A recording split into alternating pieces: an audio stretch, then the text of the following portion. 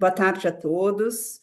É um prazer tê-los aqui conosco. Muito bom ver a casa cheia novamente. Esse é mais um webinar de uma série de webinars que Tosini Freire tem feito com esse grupo multidisciplinar de sócios. A gente tenta trazer aqui para vocês, para os nossos clientes e para aqueles que ainda não são clientes, temas que a gente entende relevantes, atuais, importantes, que podem despertar a atenção de vocês na indústria farmacêutica. Cada webinar é uma mistura de sócios de diferentes áreas para a gente tentar trazer uma abordagem multidisciplinar, que é a marca, que é a cara de Tosini Freire. Esse aqui é mais um desses encontros. Estamos aqui com um grupo bastante multidisciplinar para falar de temas que nos parecem bastante atuais. Nós temos a Bianca, nossa sócia da área de direito ambiental, a Stephanie, nossa sócia da área de propriedade intelectual, o Ribas, sócio de concorrencial, o Guto, nosso sócio de direito administrativo, e o Marco, de Life Science. E eu estou aqui, a honra de moderar sócios tão competentes. Sou a Isadora, sócia de penal empresarial. E sem mais delongas, a gente vai começar a nossa conversa e ao final a gente vai abrir aí para algumas perguntas que vocês podem nos mandar pelo chat e que, se tivermos tempos, vamos tentar endereçar. Se não tivermos tempos, depois os sócios responsáveis podem responder essas perguntas aí para quem nos encaminhar. Bom, a gente vai começar a nossa conversa pela Bianca, nossa sócia de ambiental, que esteve aí na última semana na COP16 de biodiversidade. E ela vai trazer para vocês os temas mais relevantes que foram discutidos por lá, em especial aqueles temas que têm mais relação com a indústria farmacêutica. Bianca, tudo bom? Boa tarde. Você quer dividir aqui com o nosso público o que você traz de fresquinho do que foi discutido por lá na Colômbia? Vou falar sim, vai ser um prazer. Queria dar também boas-vindas, boa tarde a todos.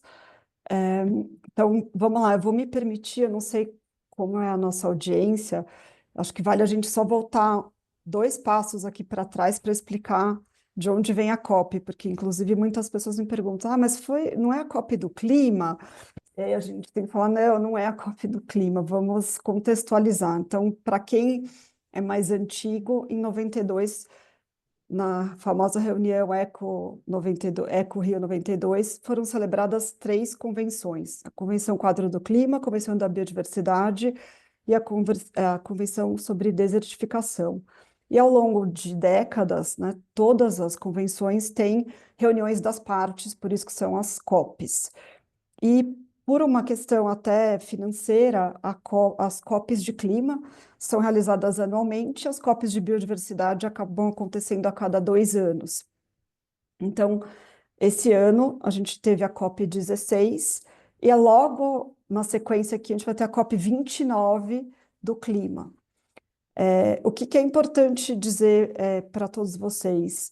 Essas discussões deveriam estar muito conexas, né? Clima e biodiversidade, até porque a interação é bastante óbvia até para os leigos, e isso aconteceu de uma forma muito clara nessa COP. Então, acho que o ponto a comemorar aqui é que há um reconhecimento de todos, e aí a gente fala de países, governos, indústrias, academia, de que falar de biodiversidade é também falar sobre clima.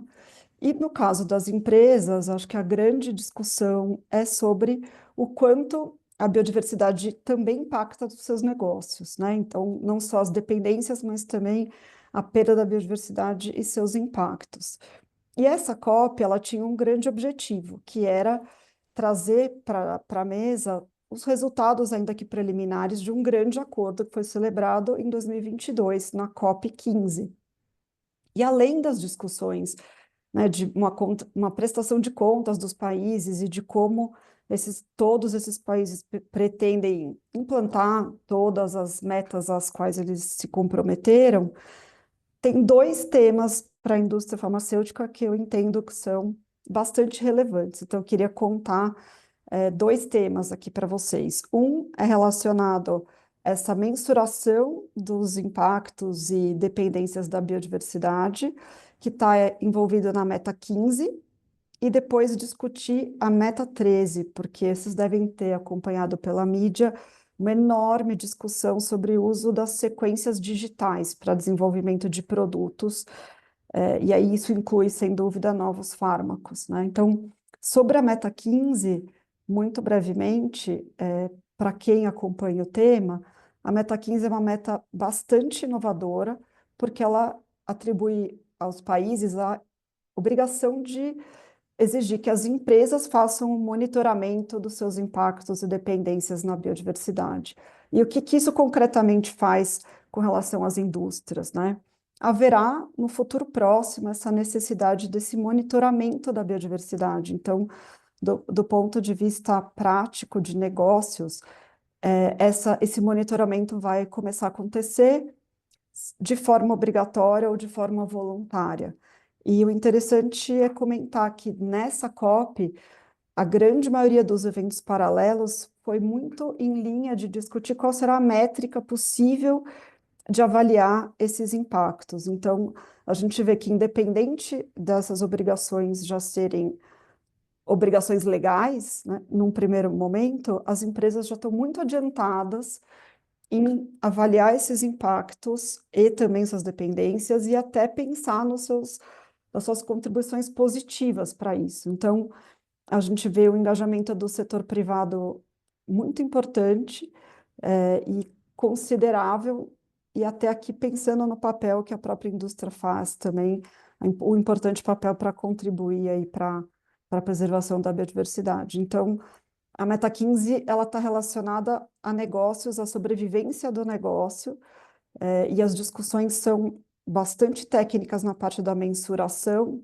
mas o fato é que, do ponto de vista prático, vai ter que haver realmente uma ferramenta ou uma combinação de ferramentas para fazer essa mensuração. No Brasil, o que, que a gente espera que aconteça num curto prazo, né? O Brasil tem que aprovar a sua estratégia nacional de plano de ação para cumprimento desse acordo, e a Meta 15 vai estar lá inserida. Então, isso deve acontecer agora no final do ano, começo do ano que vem.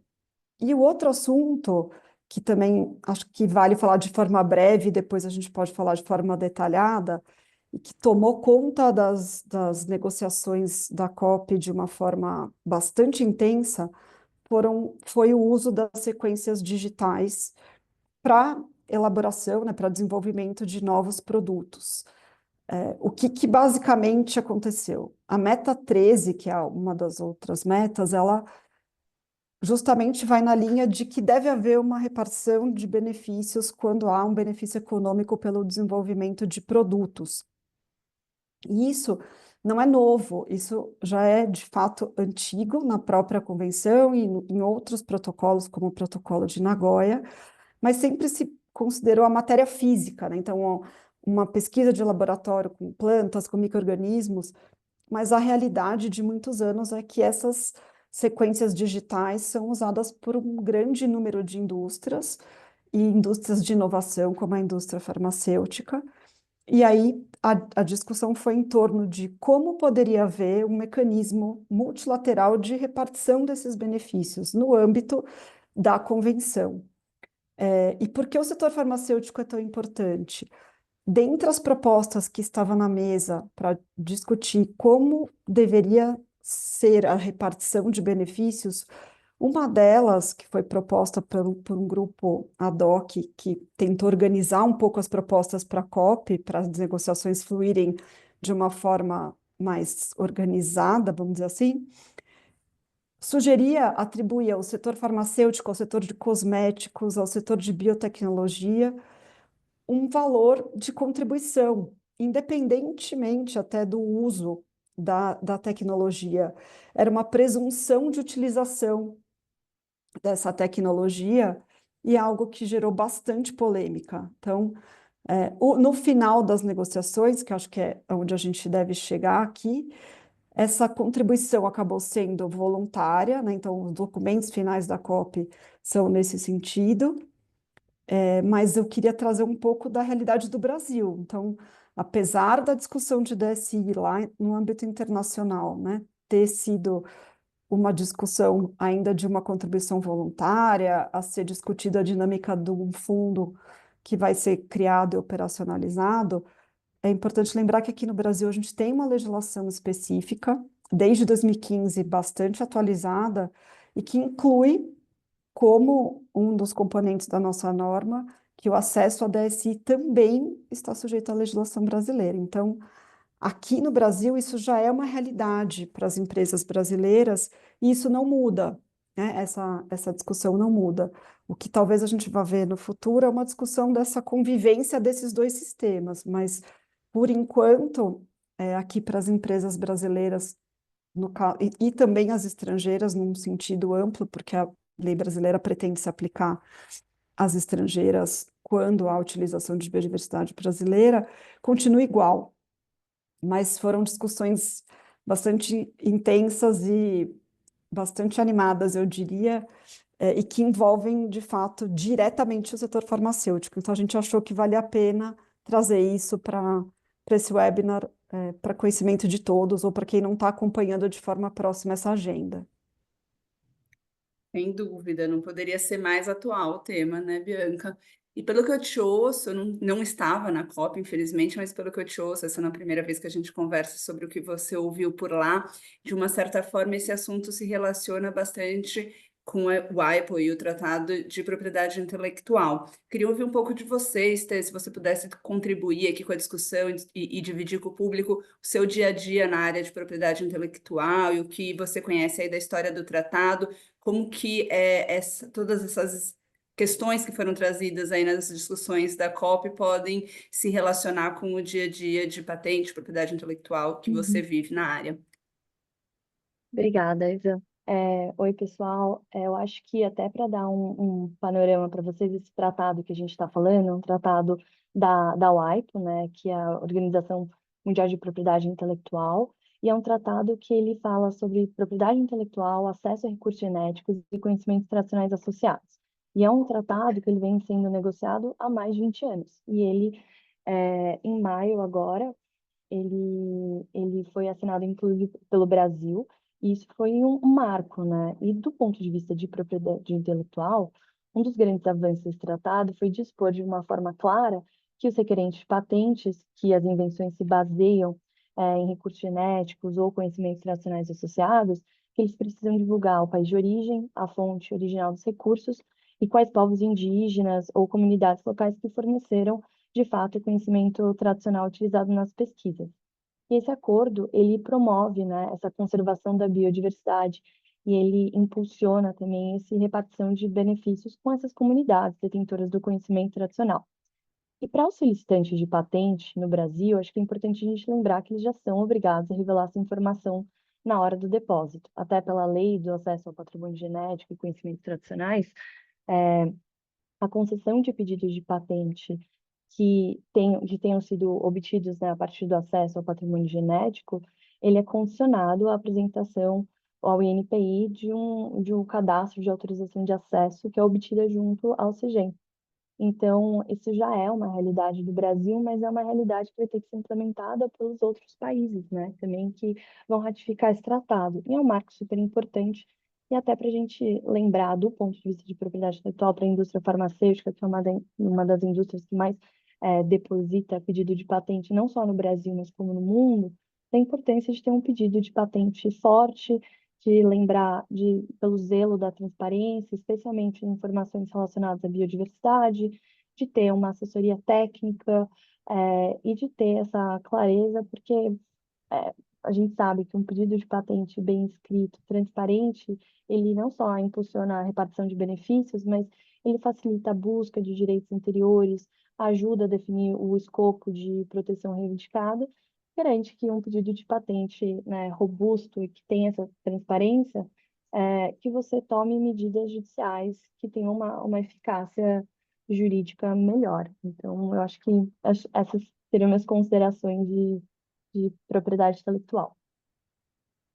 Bom, eu sou testemunha do quanto um pedido de patente bem fundamentado é relevante, né? Porque a gente depois costuma trabalhar em casos em parceria, buscando pela via criminal, depois, eventualmente, violações contra a propriedade intelectual. Então, isso é muito relevante mesmo. Mas a gente vai dar agora uma guinada, fazendo jus à multidisciplinariedade aqui dos nossos webinars. Eu queria mudar um pouco o foco da conversa para o tema concorrencial, que também é bem atual. Eu queria que o Ribas compartilhasse aqui com a gente O CAD recentemente abriu 2 investigações voltadas ao assunto de RH, e eu queria que, já é público, então a gente pode conversar um pouquinho sobre isso aqui. Eu queria que o Ribas contasse um pouco para a gente o contexto, como isso pode impactar a indústria farmacêutica. Oi, obrigado, Isadora. Olá a todas e todos. É, de fato, o CAD abriu no mês passado 2 investigações grandes sobre a prática de benchmark no setor de RH, envolvendo dezenas de empresas. São 2 processos. Em 2021, o CAD abriu um primeiro processo dessa natureza para investigar a mesma prática, outras empresas. Tem várias indústrias, várias empresas farmacêuticas investigadas nesses 3 casos. Então, é bastante atual. Não é só de empresa farmacêutica. As empresas que estão sendo investigadas são, em sua maioria, grandes multinacionais, mas de áreas variadas, porque o CAD está entendendo que essa troca de informações entre as empresas, especificamente sobre salários e benefícios, ela pode afetar a concorrência dessas empresas, não no mercado em que elas atuam, mas sim no mercado de trabalho. Então, são investigações muito grandes. O contexto dessas investigações é um escrutínio grande no mundo inteiro das autoridades de defesa da concorrência, de cabo a rabo, sobre práticas envolvendo recursos humanos. Então, tem outros países investigando prática de não contratação, de acordos de não contratação de empregados, acordos de fixação de salários e benefícios, e o CAD aqui, de uma maneira bastante fronteiriça, abriu essas investigações para a prática de benchmark especificamente. O que é interessante notar, então, a gente está falando aí nesses 3 casos de mais de 100 empresas investigadas. No primeiro caso, 100 profissionais da área de RH também são alvo de investigação. Então, aí a gente está falando desde diretores até funcionários das áreas de RH envolvidos nessa troca de informações também estão sendo objeto de investigação. E essas práticas, os 3 processos começaram a partir de acordos de leniência. Então, são colaborações premiadas, que são bastante comuns na área concorrencial, né? Desde 2003, em que a gente teve o primeiro acordo de leniência assinado pelo CAD. É uma prática muito comum, as empresas identificam dentro do seu dia a dia ali, suspeitas de práticas anticompetitivas, levam ao conhecimento do CAD e, em troca de imunidade total, celebram os acordos, trazendo provas de possíveis infrações para conhecimento da autoridade.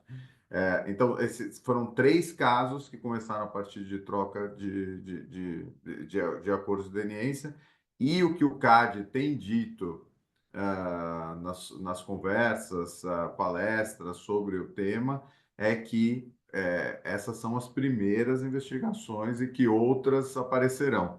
Então, é importante que as empresas farmacêuticas olhem para suas práticas, olhem dentro de casa para verificar se tem alguma inadequação, se tem algo dentro dos setores de RH que pode ser melhorado, e a gente vai falar isso daqui a um minuto, para evitar ser pego de surpresa numa possível investigação que seja aberta no futuro. Mas que tipo de informações exatamente são trocadas? Você deu alguns exemplos, mas acho que para quem não é da área concorrencial fica um pouco abstrato. Você pode contar um pouco melhor para o público que tipo de informações que são compartilhadas?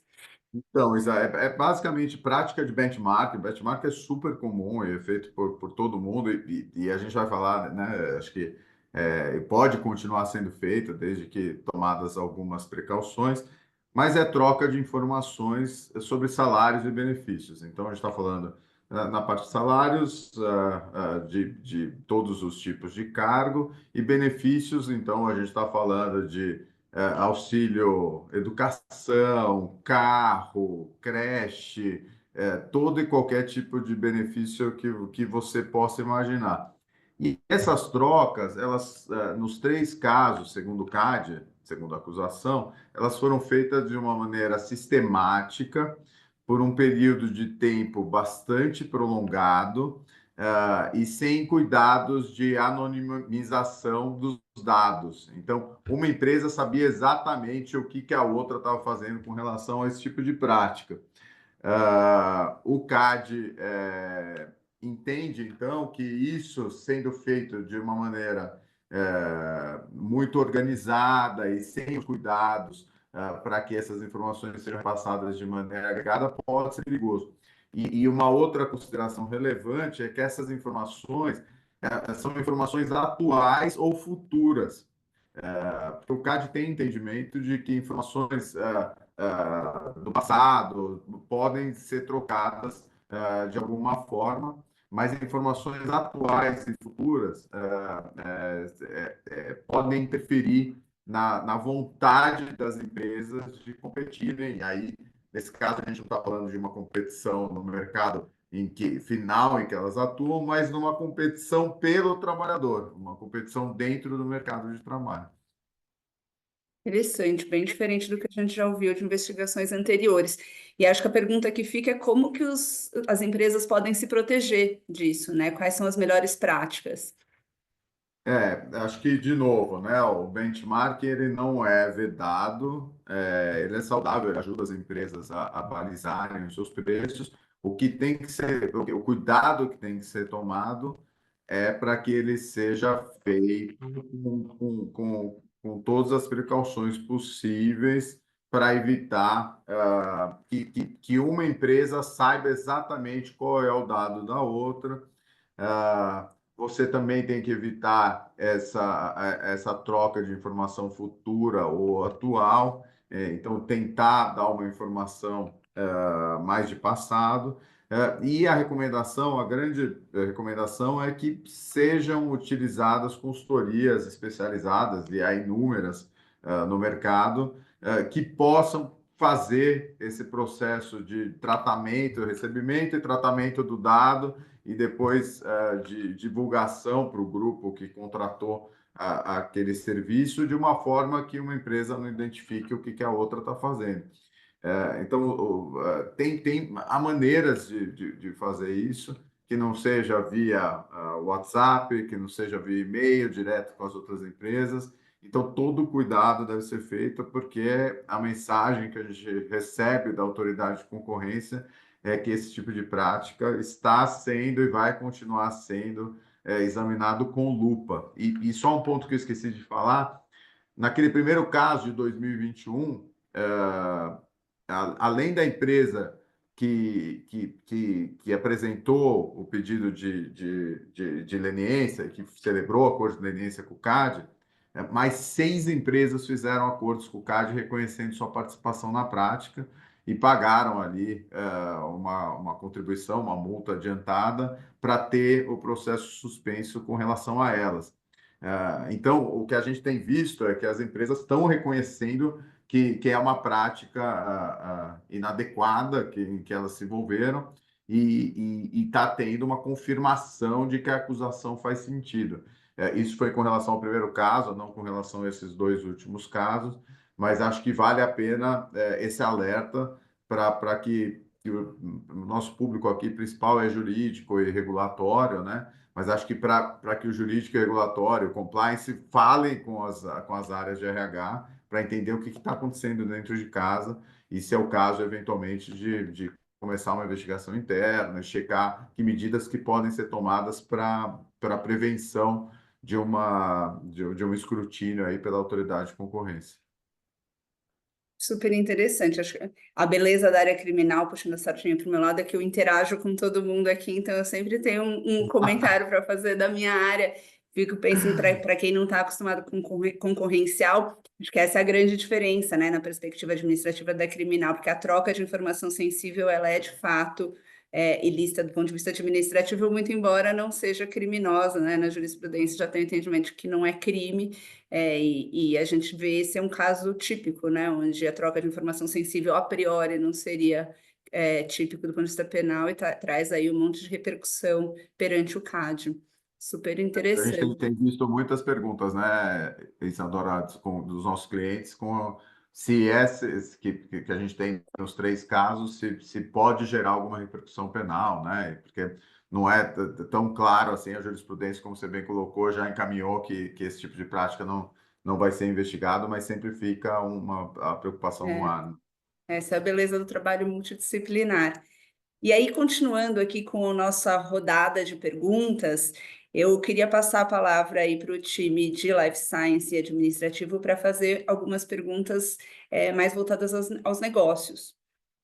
O governo federal recentemente retomou, como a gente sabe, com bastante força o modelo das PDPs, as parcerias para o desenvolvimento produtivo. Elas ficaram hibernando por um tempo, mas após algumas experiências mal sucedidas, elas estão sendo retomadas. Eu queria passar a palavra para o Guto, para que ele compartilhe aqui com o nosso público o que tem de novo, qual é o novo formato, o que ela vem repaginada, não vem, o que a gente tem de mais atual para compartilhar aqui sobre isso. Oi, pessoal, obrigado, Isa. É um prazer enorme aqui estar na companhia dos meus sócios, esse line-up estrelado aqui de pessoas aqui que conhecem bastante o tema do setor farmacêutico, e para mim é muito especial falar isso, porque toca, além de ser um setor muito estratégico, vamos falar aqui de contratação pública, que é o setor em que eu tenho uma atuação mais forte, fornecimento de medicamentos, equipamentos para o setor público. Isso é onde eu navego diariamente, e é de onde eu trago novidades. Como você falou, Isa, do setor de PDPs. As PDPs, elas foram hibernadas por um tempo, até por recomendação do próprio Tribunal de Contas da União, que elas não vinham atingindo os seus resultados, né, que deveriam, de garantir transferência de tecnologia e um preço adequado e segurança de fornecimento para o Sistema Único de Saúde. Então, o Ministério da Saúde ele reformulou as PDPs, emitiu uma norma nova em junho de 24, da portaria 4472 de 24, deu início aí a um período de submissão de propostas de novas PDPs, que foi encerrado agora em setembro, final de setembro. Teve 10 chamamentos públicos relativos a esse ponto. Então, organizações públicas como Fiocruz, FUNED, Butantan, abriram seus chamamentos públicos para receber propostas. Mas é um pouquinho, vou falar rapidamente assim, da lógica das PPPs e por que elas precisaram ser reformuladas, né? As PDPs, elas buscavam algo estratégico, que era garantir o fornecimento do SUS, diminuir a dependência brasileira de fornecimento de medicamento do exterior e, além disso, transferir a tecnologia para as entidades brasileiras, as tecnologias estrangeiras, em geral, deveriam ser produzidas aqui no Brasil, e desenvolver o complexo industrial brasileiro da saúde. Então, aqui eram os principais pontos do programa de PDPs brasileiro.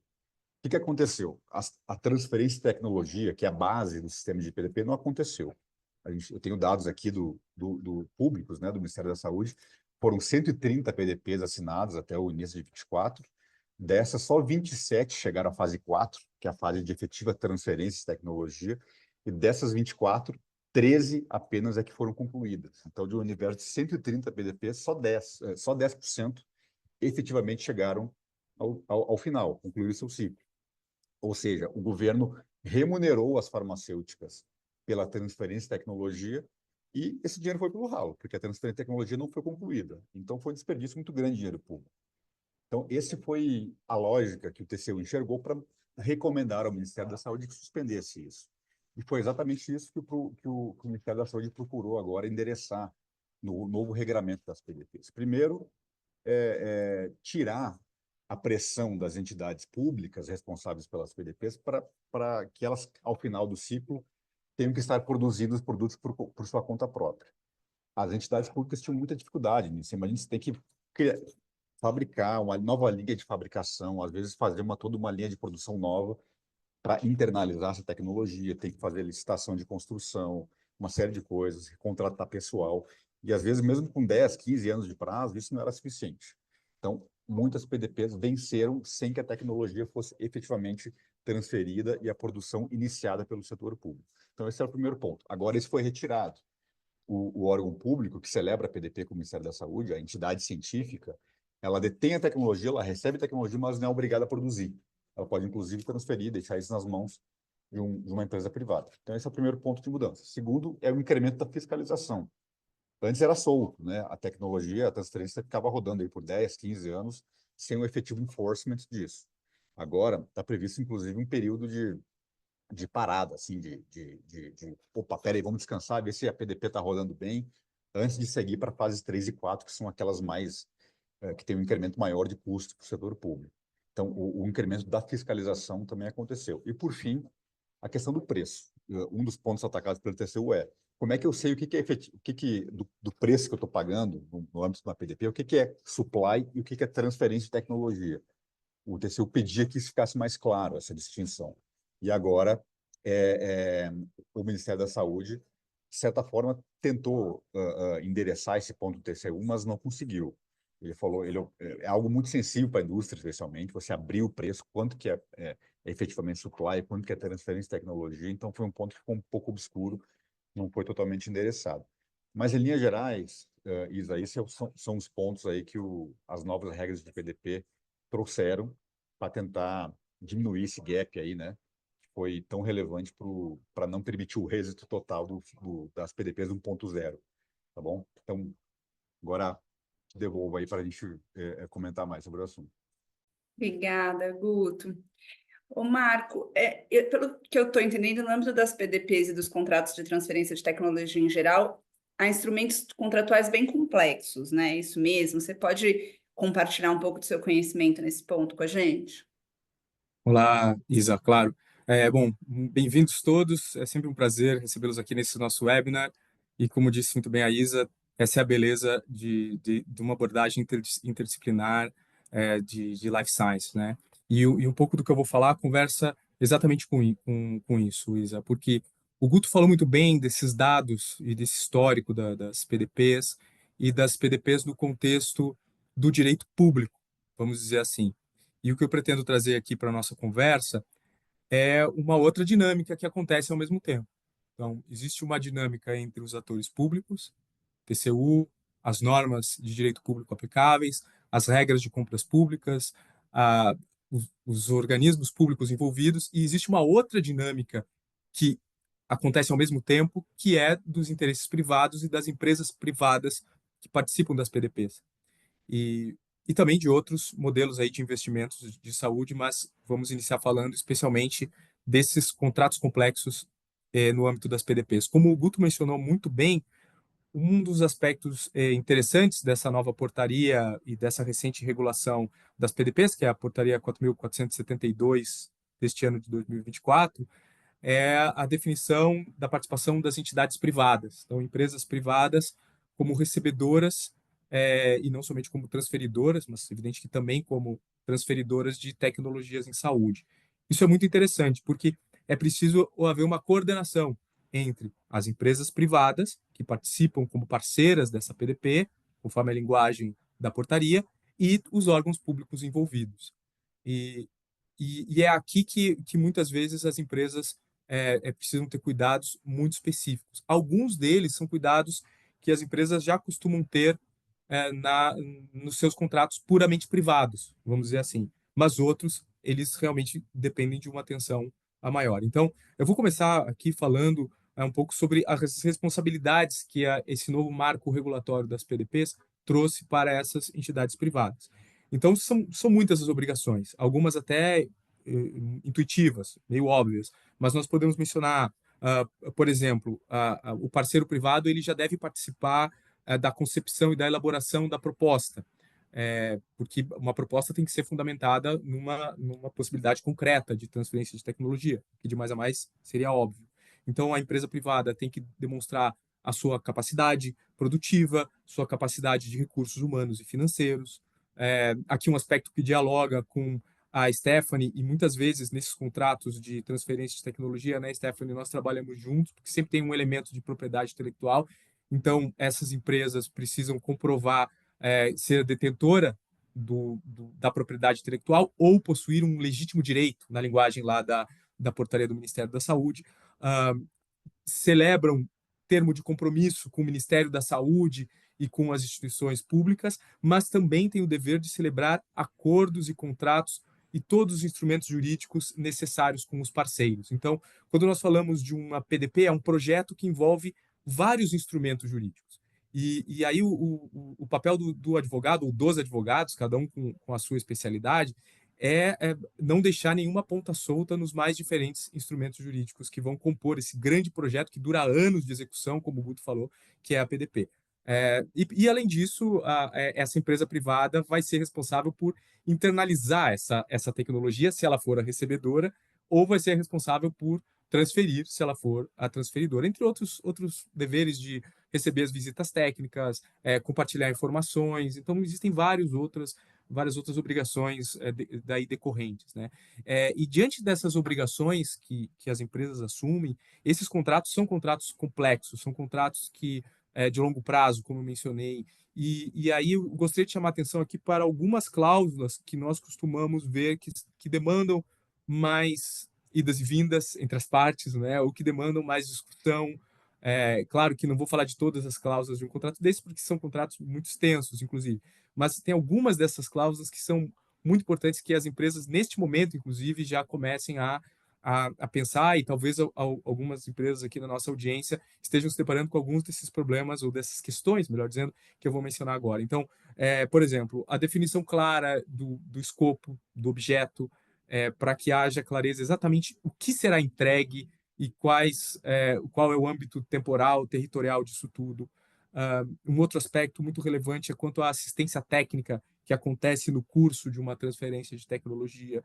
Então, as regras sobre essa assistência técnica, principalmente de quem transfere, mas também de quem recebe. Quem recebe a tecnologia precisa de determinadas premissas técnicas, e isso é um aspecto prático muito relevante. Eu também gostaria de chamar a atenção aqui para outro elemento prático, a governança da execução desses contratos. Então, veja, nos contratos puramente privados de transferência de tecnologia, é comum a existência de um comitê, muitas vezes chamado Steering Committee, um comitê que vai tomar ali vai endereçar as questões técnicas, regulatórias, dará o direcionamento para a transferência de tecnologia. E no âmbito das PDPs, a portaria, ela prevê a existência de um comitê diretivo e de um comitê técnico regulatório também. Então, existe um elemento importante que não é só a elaboração contratual, mas é pensar também na governança desse projeto de PDP. E isso é muito relevante, sobretudo quando se fala da tomada de decisão. Em casos de impasse ou de dúvidas regulatórias, quem dará a última palavra, né? Esse é um aspecto muito importante em qualquer acordo de tech transfer. É claro, as formas de pagamento, os indicadores, as repartições de custos, tudo isso precisa ficar muito claro entre os parceiros que possam estar envolvidos aqui em cada projeto desses. Sem falar em outros elementos aí também do âmbito de trabalho da Stephanie, que são as regras de know-how e outros aspectos aí super relevantes também. Então, passando um pouco por esses elementos contratuais, aqui até a nossa audiência pode trazer outros, ou enfim, a gente pode pensar em vários outros aspectos. Eu só quis, até por uma limitação do tempo, exemplificar, mas o que se espera no final do dia é que esse contrato não gere problemas, vamos dizer assim, né? Não gere muitas discussões e questionamentos, né? O Guto falou muito bem do TCU, mas existem outras esferas, outros âmbitos onde pode haver questionamentos também. E ele precisa contribuir para a sua que é a sustentabilidade do SUS. Então, no fim do dia, quando se fala da participação de entidades privadas em processos de transferência de tecnologia, existe realmente uma cooperação no sentido exato da palavra. Todos trabalham juntos para que o sistema seja sustentável, porque se esse sistema de saúde não for sustentável, teríamos um grande problema. Lembrando que o Brasil é praticamente um continente de pessoas no sistema público e universal, sem par entre os sistemas públicos de saúde que existem mundo afora. E aí, para já encaminhar aí o final da minha participação aqui nesse webinar, esse instrumento da PDP, ele é um instrumento hoje muito discutido em termos de investimento em saúde, mas ele não é o único. Quando a gente fala do problema primeiro, que é a sustentabilidade do SUS, as tecnologias cada vez mais avançadas e mais caras, e aqui uma nota de rodapé, que é sobre uma nota de rodapé aqui de como isso é importante, porque o custo de uma tecnologia em saúde tem a ver com o custo de desenvolvimento dessa tecnologia. Então, não é assim você pensar o custo de produção e aí definir um preço. Muitas vezes essas tecnologias dependem de anos de desenvolvimento. Como a Bianca mencionou, hoje esse desenvolvimento acontece em bases muito importantes também em outros âmbitos da biodiversidade e tudo mais. Tem todos os aspectos que a Stephanie conhece muito bem no âmbito de aplicação dela também. Então, existem outros instrumentos interessantes aqui, que são, poderia só exemplificar, que são as ETECs, por exemplo, que não são as PDPs, são diferentes agora, né? Que são as encomendas tecnológicas, que vem desde lá da lei de inovação. A gente até pode depois pensar em algum outro webinar para falar mais desses instrumentos de investimentos. E aí, numa encomenda tecnológica, aí a situação é diferente, aí a tecnologia ainda não existe, né? Aí o poder público ele quer resolver um problema prático da sociedade, né? E existem também os acordos para tecnologias já existentes de compartilhamento de riscos, que são muito interessantes também, e também podem vir a ser objeto de uma próxima discussão com mais tempo.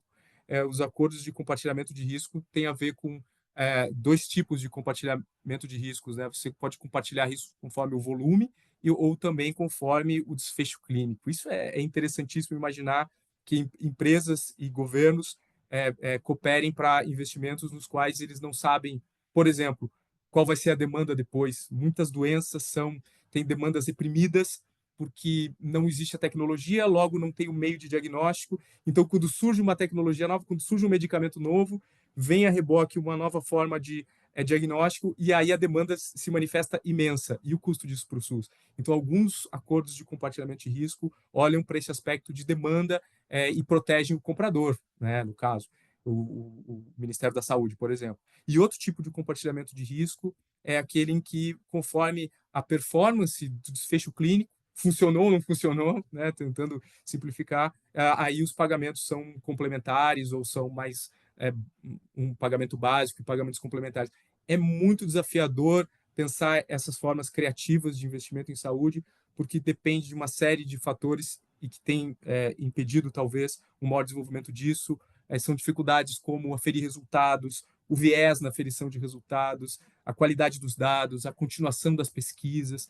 Então, só para trazer aqui para o nosso público que existe o direito brasileiro tem ferramentas interessantes para investimentos em saúde inovadores, como as PDPs, sobre as quais a gente falou bastante, e esses outros dois instrumentos que eu exemplifiquei, as encomendas tecnológicas ou os risk sharing agreements. Mas tudo isso faz parte de um esforço cada vez maior dessa área nossa de life science de resolver esse problema da sustentabilidade do SUS, que nós já antevemos, né? E é interessante, para concluir, que existe aqui uma sinergia entre público e privado. É muito mais, eu costumo dizer que a gente advoga muito mais por um setor econômico do que propriamente um ramo do direito. Como vocês viram aqui, o direito público e o direito privado, eles caminham juntos. Você tem tanto aqueles elementos que o Guto mencionou, como esses elementos contratuais que eu trouxe aqui. Esse é um pouco o que eu queria trazer aqui, mas, sem dúvida, Isa, você certamente tem aí mais questões para nos fazer também. Muito obrigado. E, Marco, deixa eu só pegar um gancho aqui numa coisa que você falou que eu achei super importante, que a gente trabalha Você realmente está no juntos mudo, em... Stephanie. Ops, vocês me ouvem? Tô vendo. Ah, Estamos Tá, eu tô te ouvindo, ouvindo. sim. Era comigo o Pode problema, seguir. perdão. desculpa. Não, eu só queria pegar o gancho aqui para falar que realmente eu e o Marco a gente trabalha em vários contratos de transferência de tecnologia juntos. E dos pontos de atenção que a gente sempre discutiu foi em relação à remuneração, à remessa de pagamentos para o exterior, quando a gente fala, né, de receber uma tecnologia e você ter que pagar, né, a empresa estrangeira. E em relação à dedutibilidade royalties, então, e a necessidade de averbar esses contratos no INPI sempre foi um tema complexo, principalmente para clientes estrangeiros, onde eles estão mais acostumados com o modelo específico de contratos. E desde o começo desse ano, as regras de transfer pricing mudaram. Então, você não precisa hoje em dia mais registrar o contrato no INPI para fins de remessa de pagamentos para o exterior e dedutibilidade fiscal. Mas ainda é super recomendável você buscar esse registro do contrato no INPI para, segurança jurídica e para legitimidade perante terceiros. Então, é sempre uma discussão que a gente continua tendo e, enfim, talvez possa ser um tema para a gente explorar um pouco mais em outros eventos futuros, mas só queria fazer esse comentário final aqui. Legal. É sempre muito bom mediar esse tipo de conversa, porque a gente acaba aprendendo um monte aí em menos de uma hora. E prova do quão atual e relevante são os assuntos que a gente trouxe é a quantidade de perguntas que a gente recebeu aqui. Eu vou tentar consolidar elas e responder, endereçar todas elas de forma consolidada, mas o que a gente não conseguir responder, ficamos já desde já, todos nós, coloco os meus sócios à disposição para responder as dúvidas que vocês do público tiverem, mas vamos tentar endereçar todas elas. Começando por você, Guto, apareceu uma pergunta aqui de que tipo de produto que pode ser objeto de PDP? Isso é um ponto que também mudou, Isa, na portaria nova. A lógica anterior era de uma lista fechada, né? O Ministério da Saúde ele publicava uma lista, olha, esses são os medicamentos, as tecnologias que são aptas a virarem um contrato de PDP. Agora é mais conceitual.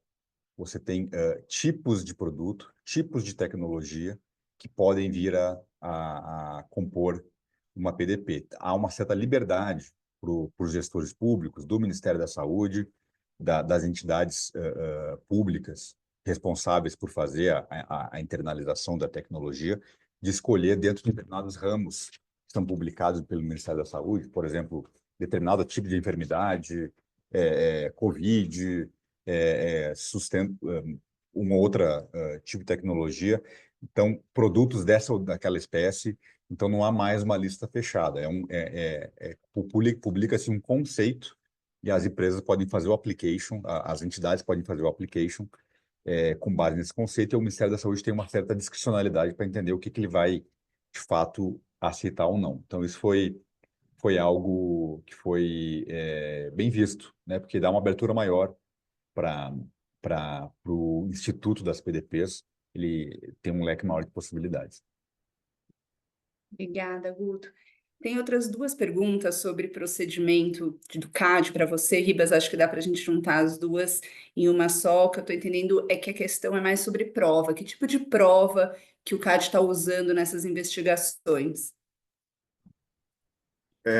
Nesses casos específicos, em boa parte dos casos que o CAD tem aberto, investigação de cartel, de colusão, a gente vê muita troca de WhatsApp.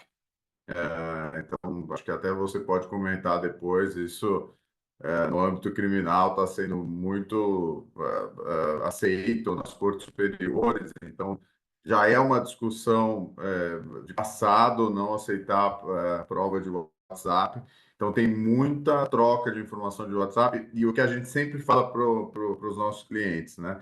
No WhatsApp, no mundo digital, a gente fica muito desenvolto, escreve mais do que deveria, tem um cuidado menor com a linguagem, então é importante o treinamento de compliance para cuidar dessa forma de registrar, de conversar no ambiente virtual. E no WhatsApp a gente vê uma verborragia muito grande das pessoas, pouco cuidado. Então, a gente acaba vendo isso nos processos depois. Então, nesses casos específicos que a gente está falando aqui, nessas duas novas investigações, e nessa outra de 2021, envolvendo troca de informações de salários e benefícios, basicamente WhatsApp e e-mails também.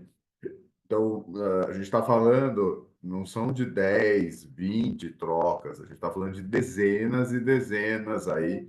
Em um dos casos, a gente chega a mais de 600 documentos juntados, comprovando trocas de informações.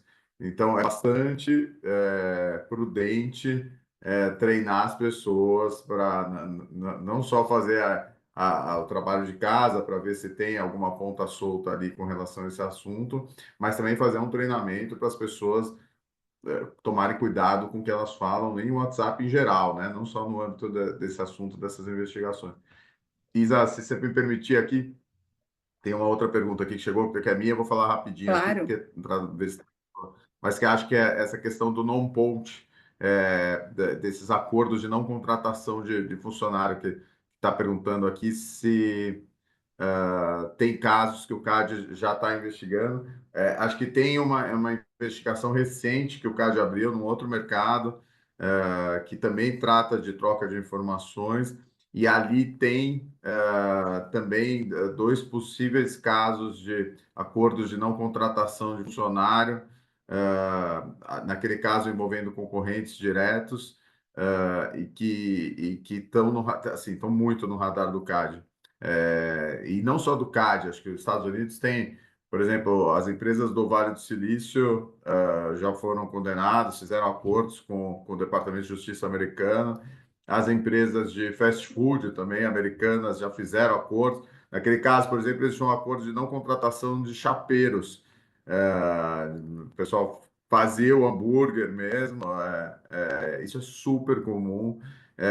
E acho que é interessante para a indústria farmacêutica, quem tem fábrica, principalmente aqui no Brasil, e às vezes é no interior, são cidades que talvez tenha só a fábrica de duas empresas, que podem não necessariamente ser competidores diretos, mas às vezes tem acordo entre os gerentes daquelas localidades para evitar um fluxo de funcionários de uma para outra. Então, tem que ter, assim, é importante olhar para esses lugares, onde tem fábrica, principalmente se não for nos grandes centros, você pode ter algum tipo de acordo ali, acordo verbal entre os gestores das fábricas, para evitar troca de funcionários entre uma empresa e outra. E aí, de novo, não interessa se é concorrente direto. O que o CAD está entendendo é que a competição pelo trabalhador no mercado de trabalho deve ser mantida e que qualquer artificialidade nessa relação pode causar um problema e levar a uma investigação. Obrigado.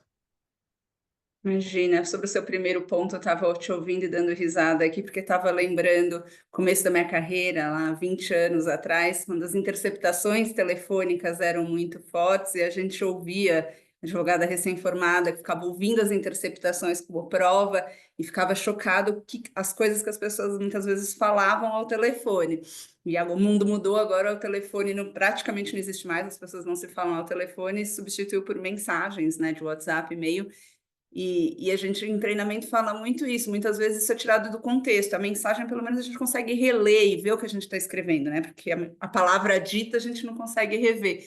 E muitas vezes fora do contexto aquilo traz uma conotação totalmente diferente do que estava sendo feito, e a mensagem de WhatsApp, o e-mail, a gente consegue reler, ver se a gente está sendo claro, se o que a gente está dizendo é aquilo mesmo que a gente queria dizer, ou se vai ser interpretado de uma outra forma, né, Ribas? Além do que, muitas dúvidas sobre, bom, o WhatsApp é ou não criptografado de ponta a ponta, como assim isso chega como prova? Na verdade, já é pacífico na jurisprudência que o celular corporativo, que muitas vezes é utilizado para essa troca de WhatsApp, ele pode ser objeto de investigação pela empresa, na investigação interna, e aí fornecido ao CAD ou qualquer outra autoridade investigativa.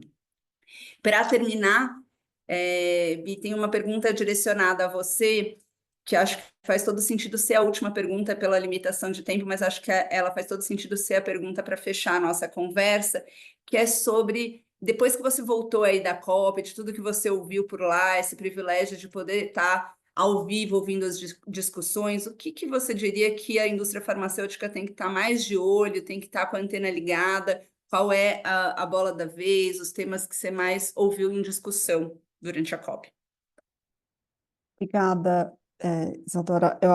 Então, vamos dividir a resposta em dois itens. Acho que o primeiro deles, sem dúvida, é a questão desse monitoramento da biodiversidade, essa dependência, porque a gente vê isso como uma realidade E as empresas que não estão ainda olhando para isso precisam olhar. Eu esqueci de falar no meio da nossa discussão que essa meta, ela também é direcionada para instituições financeiras. Então, muito em breve, as instituições financeiras também exigirão essas informações. Eu acho que esse é um dado bastante relevante quando a gente considera, né, os atores do mercado. Então, quando a gente fala de operações financeiras e empresas, isso também virá para a mesa.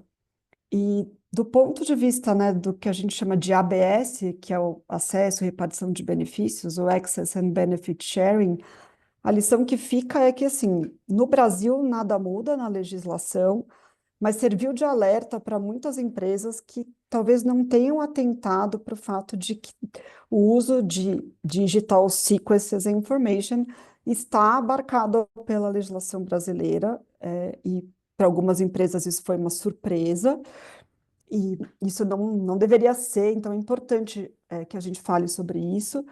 E a indústria farmacêutica realmente é um player muito importante, ela se mostrou de tamanha importância, né? Como eu disse, ela foi incluída como um dos setores mais dependentes do uso dessas informações digitais, e essa discussão não terminou na COP, né? Então, a COP nessa parte foi suspensa, mas as discussões continuarão nos próximos meses e ela não vai esperar, a discussão não vai para outra COP daqui 2 anos, ela vai acontecer antes disso. E a discussão vai caminhar sobre como se operacionalizará um fundo de repartição de benefícios. Então, é importante que o setor continue presente nas discussões, porque isso envolve diretamente as suas atividades. Muito legal. Fico muito feliz de mais uma vez a gente cumprir com o nosso compromisso de horário, que eu sei que o tempo é um ativo precioso hoje em dia, o nosso compromisso de sermos todos muito objetivos e terminar dentro da 1 hora combinada. Mais uma vez conseguimos cumprir com isso. Para advogado, isso não é fácil. Não. Queria agradecer ao público que está aqui ainda conosco, nos ouvindo, colocar nossos sócios todos desde já à disposição para responder as perguntas que a gente não conseguiu direcionar hoje, e nos colocar à disposição para outros bate-papos e conversas multidisciplinares, mais focadas nos problemas que cada um de vocês, nas angústias que cada um de vocês podem estar vivendo aí no dia a dia das empresas. A gente disponibiliza conteúdo no nosso canal do YouTube, então fiquem sempre por dentro dos conteúdos que estão lá. Essa conversa em breve deve estar disponível lá para quem quiser ouvi-la novamente ou compartilhá-la ou curti-la. E em breve teremos mais um webinar desse nosso grupo multidisciplinar. Obrigada a todos e tenham uma ótima tarde.